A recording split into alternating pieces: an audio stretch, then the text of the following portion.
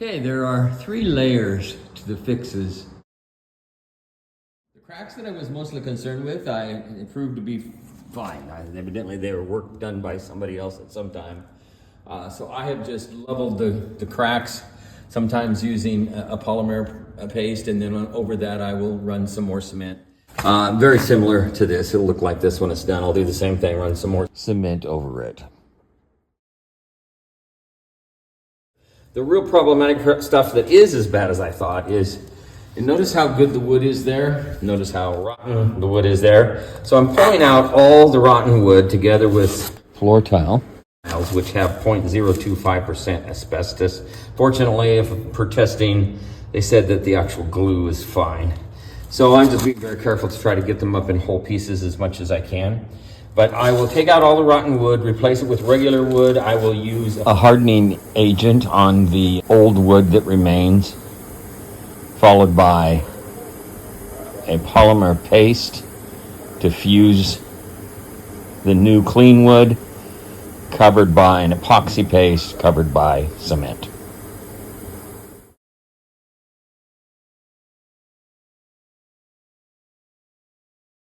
See these 4 holes down there? Those are through wall holes.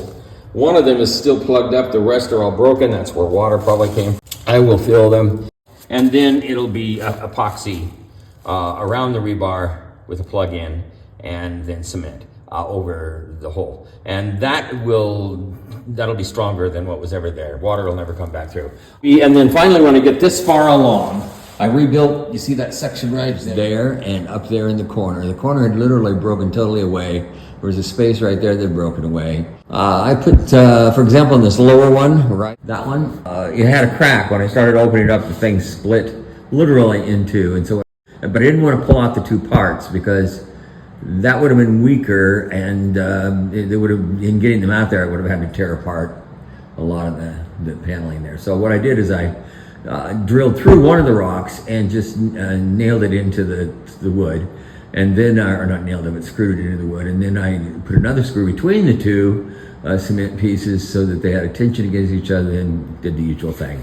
A polymer paste, and then followed by cement, and then that was followed by today putting a self-adhesive masonry tape across it, and then putting an epoxy paste over it. Now, I use that same epoxy paste anywhere where I have crumbling concrete, but it's not going anywhere. It's solid concrete. Anyway, all that will be finished. When that's done and the whole thing is done, then I'm going to come in with the dry lock, and just like we did outside, do 1 coat of dry lock. All right, I am ready now to put the paint on this baby. It's the dry lock. It just does one last protection. Anyway, it is all ready to go. Everything is, both that needed structural attention has gotten it, and everything that needed water attention has got it. I guarantee you nothing's coming through here on this side for several years. It just dawned on me on the outside, it's mostly above ground, so I can maybe even this summer get on the outside and protect that lower section. My work is finally done on this wall. What I essentially, it doesn't matter what I did. The point is, it is, it's leak proof. At least for a couple decades, even if it's had pressure from the outside at this point.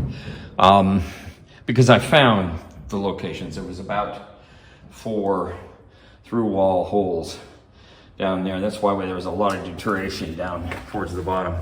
So what I did, tried to follow the principle to stay out of fire restoration, is I replaced all the things that I tore out in order to get access to restore down there, and then to use epoxy and cement covering and so forth. This is the dry lock you're seeing here.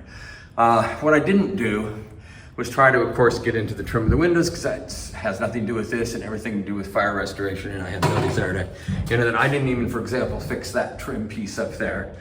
I did, just kind of as a courtesy, went through and got rid of 98% of all the nails that were out because it was, you know, just I was there. But for example, this broken thing will have to be replaced. So I didn't touch that. I shouldn't touch that. That's all on y'all. So anyway, it is done.